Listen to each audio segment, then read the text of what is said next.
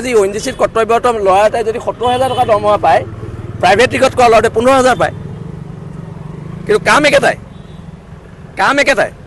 কথাটো হৈছে দিব লাগিছিলে এছকে পেট্ৰৰ ONGCয়ে, দি আছে শিৱসাগৰ প্ৰশাসনে। কেনেকৈ হ'ব? এইবিলাকতো নহ'ব।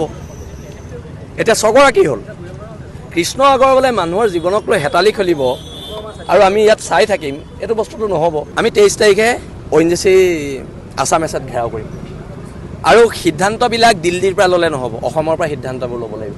ONGC যদি চব বস্তু দিল্লীৰ পৰা নিয়ন্ত্ৰণ হয়, ইয়াৰ পৰা কি নিয়ন্ত্ৰণ হ'ব? কিন্তু তেলখিনি ইয়াৰ পৰা নিব আকৌ, ডিচিশ্যন দিল্লীৰ পৰা আৰু তেল ইয়াৰ পৰা, এইটো বস্তু হ'ব দিয়া নহয়। কিয় ONGC বিষয়াসকল নক'লে যে কৃষ্ণ আগৰৱালাৰ ওপৰত এখন তদন্ত কমিটি বহাম, আমি তদন্ত হ'ব, ভৱিষ্যতলৈ তাক ঠিকা নিদিওঁ, এই কথাখিনি ক'ব লাগিছিলে। আৰু এই চেগত আমি এটা কথা কওঁ, প্ৰাইভেট টিকট দিয়া বস্তুটো বন্ধ কৰিব লাগে। আমাৰ এটা অঞ্চল জ্বলি শেষ হৈ গৈছে আৰু এই অঞ্চলটো খিলঞ্জীয়াৰ প্ৰভুত্ব থকা অঞ্চল। কালিলৈকে আছিলে 3 গৰাকী, এতিয়া হ'ল 6 গৰাকী বিধৱা মহিলা, যাৰ হাজবেণ্ড ঢুকাই গৈছে। তাত সমস্যাৰ সমাধানৰ কথা কৃষ্ণ আগৰৱালাক ব্লেকলিষ্ট কৰাৰ কথা ক'লে জানো? তেওঁলোকে শিৱসাগৰ প্ৰশাসনক ধন্যবাদ দিছে, ধন্যবাদ আমিও দিছোঁ। শিৱসাগৰ প্ৰশাসনে যিখিনি কৰিছে বহুত কৰিছে, কিন্তু শিৱসাগৰ প্ৰশাসনে কিয় কৰিব? মন্ত্ৰীৰ প্ৰতিকৃতি দাহ কৰিছোঁ, কাৰণ আমাৰ এটা অঞ্চল জ্বলি শেষ হৈ গৈছে আৰু এই অঞ্চলটো খিলঞ্জীয়াৰ প্ৰভুত্ব থকা অঞ্চল আৰু এই অঞ্চলৰ মানুহৰ নিৰাপত্তা হোৱা নাই। এতিয়া কালিলৈকে আছিলে 3 গৰাকী, এতিয়া হ'ল 6 গৰাকী বিধৱা মহিলা, যাৰ হাজবেণ্ড ঢুকাই গৈছে, যাৰ গিৰিয়েক ঢুকাইছে, এতিয়ালৈকে PF দিয়া নাই। কেনেকৈ হ'ব? এইবিলাকতো নহ'ব। এতিয়া 6 গৰাকী হ'ল কৃষ্ণ আগৰৱালাই মানুহৰ জীৱনক লৈ হেতালি খেলিব আৰু আমি ইয়াত চাই থাকিম, এইটো বস্তুটো নহ'ব। কোনো ধৰণৰ গাইডলাইনছ ফ'ল' কৰা নাই, PF দিয়া নাই, একো গাইডলাইনছ ফ'ল' কৰা নাই। আটাইতকৈ আচৰিত কথা কি, আমাৰ যদি অসমীয়া মানুহ এটা ৰিগ হয়, সকলো গাইডলাইনছ ফ'ল' কৰিব লাগে, কিন্তু কৃষ্ণ আগৰৱালাই কোনো গাইডলাইনছ নাই, কোনো ধৰণৰ গাইডলাইনছ নাই। আমাৰ নিষ্ক্ৰিয় ভূমিকা, কাৰণ পইচা খাই থৈছে তো কৃষ্ণ আগৰৱালাৰ পৰা। সেইদিনা এখন প্ৰেছ মিট দিছে, প্ৰেছ মিটখনত কি ধৰণৰ কথা কৈছে আপোনালোক আছেই।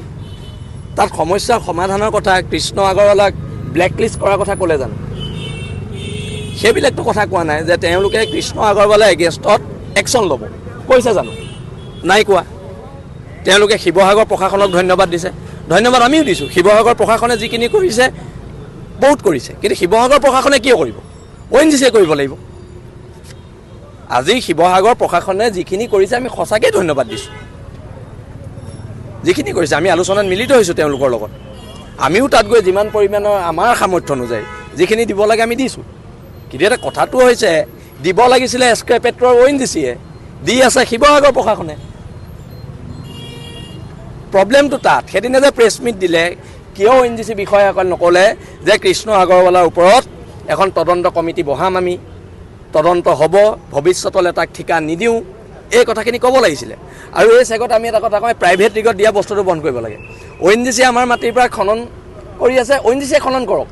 আৰু সেই ফলস্বৰূপে আজি ONGCত কৰ্তব্যৰত ল'ৰা এটাই যদি 70,000 টকা দৰমহা পায়, প্ৰাইভেট টিকট কৰা ল'ৰাটোৱে 15,000 পায়, কিন্তু কাম একেটাই।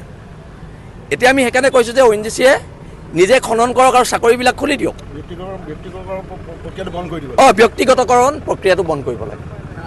আমি 23 তাৰিখে ONGC আছাম এছাত ঘেৰাও কৰিম আৰু সিদ্ধান্তবিলাক দিল্লীৰ পৰা ল'লে নহ'ব, অসমৰ পৰা সিদ্ধান্তবোৰ ল'ব লাগিব।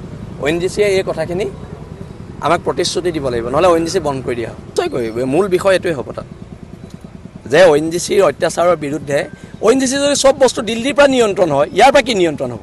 কিন্তু তেলখিনি ইয়াৰ পৰা নিব আকৌ, ডিচিশ্যন দিল্লীৰ পৰা আৰু তেল ইয়াৰ পৰা, এইটো বস্তু হ'ব দিয়া নহয়।